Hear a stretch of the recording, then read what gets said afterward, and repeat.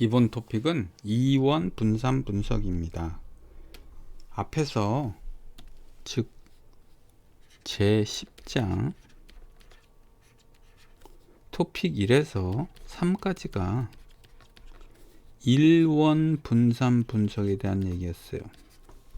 일원 분산 분석이란 1. 인자가 하나라는 뜻이고, 이번에 배우는 이원 분산 분석은 인자가 2, 둘이란 뜻입니다. 요 글을 읽어보겠습니다. 앞에서 공부한 이론 분산 분석은 인자의 수가 하나인 반면 이번에 배울 이원 분산 분석은 인자의 수가 둘이다.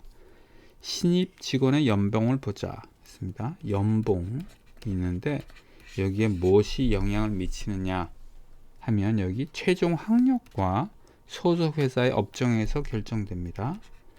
학력이 중요하죠. 대학교인가 고졸인가 또 필요하고, 그 다음 업종, 금융인가 제조업인가 등등등등 업종에 따라 연봉이 달라집니다. 자, 이렇게 인자가 2개 있는 경우는 이원 분산 분석에 해당되고요. 이론 분산 분석은 인자가 하나 있는 경우, 예를 들면 학력의 영향만을 봅니다. 업종의 영향은 보지 않고 학력이 연봉에 미치는지 안 하는지를 볼 때는 인자가 하나니까 그건 이론 분산 분석에 해당되겠습니다. 이원 분산 분석을 제대로 공부하기 위해서는 일원 분산 분석을 제대로 아셔야 됩니다. 우선 자료의 구조부터 보도록 하겠습니다. 이쪽은 지금 일원 분산 분석이에요.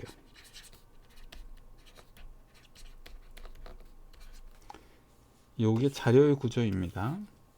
자, 처리 1, 처리 2, 처리 K가 있습니다. 그때 이랬습니다. 경로 A, 경로 B, 경로 K 이렇게 있었어요. 그래서 경로 A로 갈 때, 경로 B로 갈 때 평균 시간이 다른가 같은가에 대한 분석을 했었습니다. 자, 자료 구조를 보면 경로 A로 갈 때, 즉 처리 2를 할 때 표본을 봤습니다.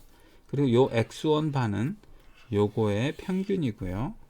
X2 반은 B, 즉 경로 B, 여기선 처리 2의 표본의 평균입니다. XK 반은 처리 K에 있는 표본의 값들의 평균입니다.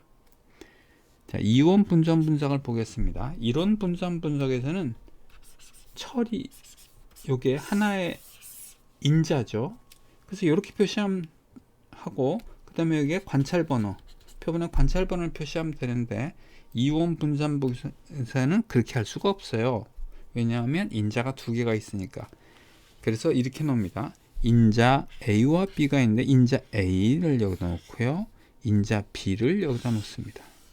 그리고 여기서 X11이라는 건 뭐냐면 인자 A의 첫 번째 처리 1에, 그 다음에 인자 B의 처리 1의 결과가 여기 있고요, 인자 A의 처리 2와 인자 B의 처리 1을 한 결과가 이렇게 나와 있습니다. 자, 그리고 각 경우마다 한 번밖에 안 했어요. 이것을 뭐라 그러냐면 반복이 없는 이라고 합니다. 반복이 있다는 것은 뭐냐면 여기처럼 A1과 B1인 경우에 한 번만 한 게 아니라 여러 번인 경우를 말합니다. 그러나 저희는 반복이 없는 경우만 다루도록 하겠습니다. 자, 그리고 표본 평균이 이렇게 나와 있죠. 여기서 표본 평균은 2가지를 봐야 됩니다. 왜냐하면 인자가 2이니까. 여기를 보겠습니다. 여기는 인자 A에서 처리 1을 할 때 요 표본이 나와 있죠. 요거의 평균 값이 여기입니다. 그래서 X1 바하고 이렇게만 표시하면 안 되고, 여기다 이렇게 표시했습니다. 왜냐하면 다른 요인들이 있기 때문에 그렇습니다. X2 바에 이렇게 표시한 것은 요 값들의 평균이고요. 그 다음 요걸 보겠습니다. 요건 이렇게 표시되어 있거든요. X 바인데 요거하고 1이 있어요. 두 번째 인자의 첫 번째 처리라는 뜻입니다. 즉 B1일 때 요 값들, 표본의 값들의 평균을 말합니다. 요 값들의 평균은 여기 나와 있죠. x바인데 이렇게 표시하고 2라고 표시되어 있습니다. 자, 여기 보면 x바가 있습니다. x바가 있는데요. x바가 뭐냐 하면 이것들의 평균이었습니다. 마찬가지로 여기 x바가 있는데요. x바는 이거와 이거의 전체 평균을 말합니다. 지금까지 말한 건 표본의 자료 구조고요. 그럼 모집단도 있겠죠? 이런 분산 분자의 경우에 μi는 i번지 처리의 모집단 평균입니다. 이원 분산 분자의 경우는 이렇게 됩니다. 요거는 표본이죠. 이거에 대응되는 모집단은 어떻게 표시하면 되겠습니까? μ1 이렇게. 요거의 모집단 평균은요 μ2 이렇게 하고요. 이거에 대응되는 모집단 평균은요 μ 이렇게 1 이런 식으로 표시하면 되겠습니다. 그리고 μ는 모집단 전체의 평균이고요. 이런 분산 분자의 경우에도 μ가 전체 평균을 말합니다. 그랜드민요. 관찰값이 xij가 평균과 다를 수 있겠죠? 그 다른 것은 왜 다르냐 하면 둘 중에 하나 때문에 그렇습니다. 처리 차이 때문인 거고요. 그 외 다른 요인, 처리 외 다른 요인 때문에 그렇습니다.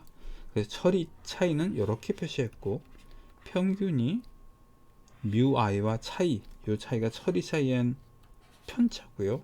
요건 나머지 처리 외 다른 요인입니다.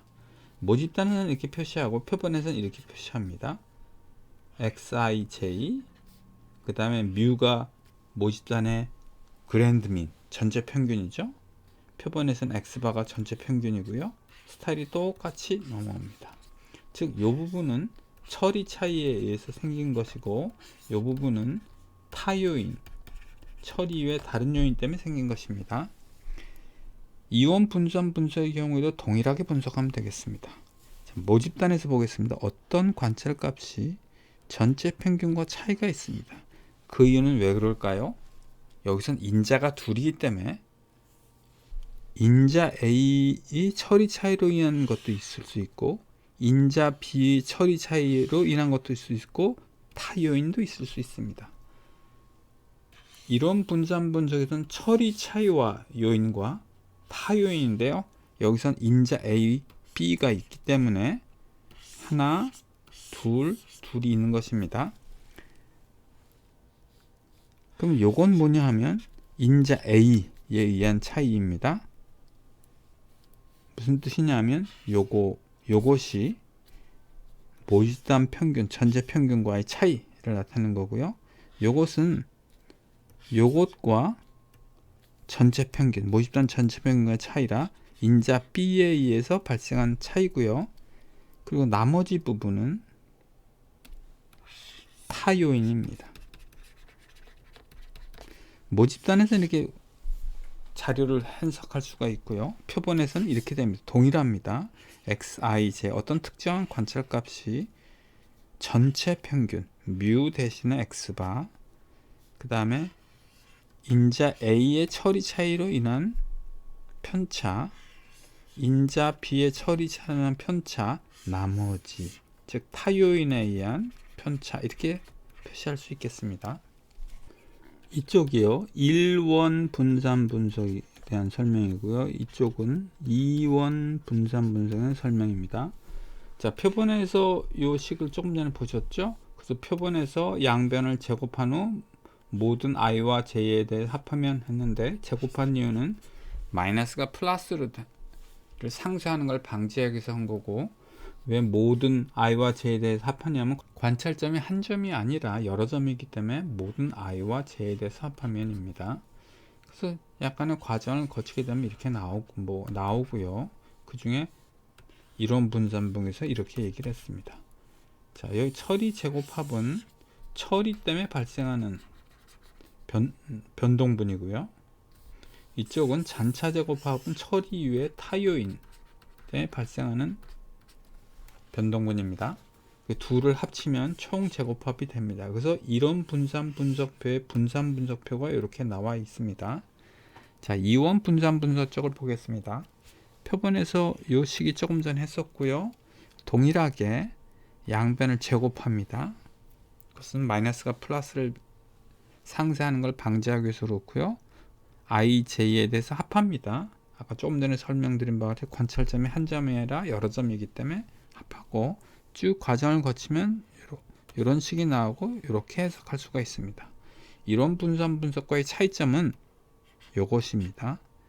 이원이니까 인자가 둘이라 인자 A의 처리 차이로는 편차 제곱, 즉 이 부분은 인자 A 때문에 발생한 변동분이고요. 이거는 인자 B 처리 차이로 인한 편차 제곱합, 이거는 인자 B로 인해서 발생한 변동분입니다.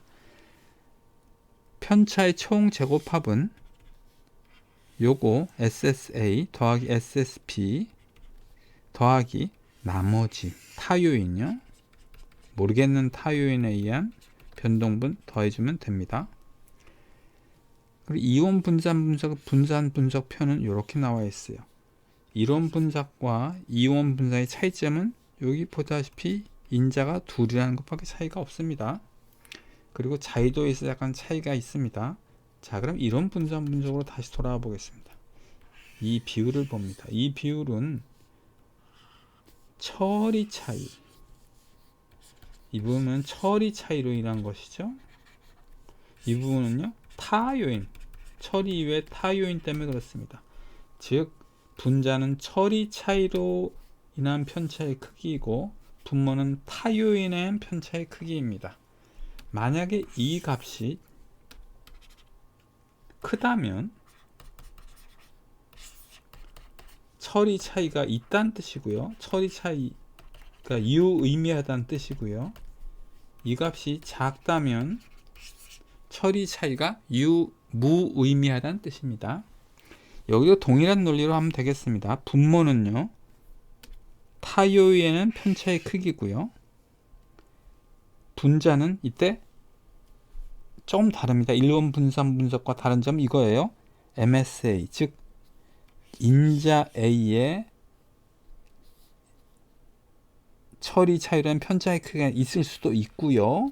또는 MSB, 즉 인자 B 처리 차이라는 편차의 크기가 있을 수도 있습니다.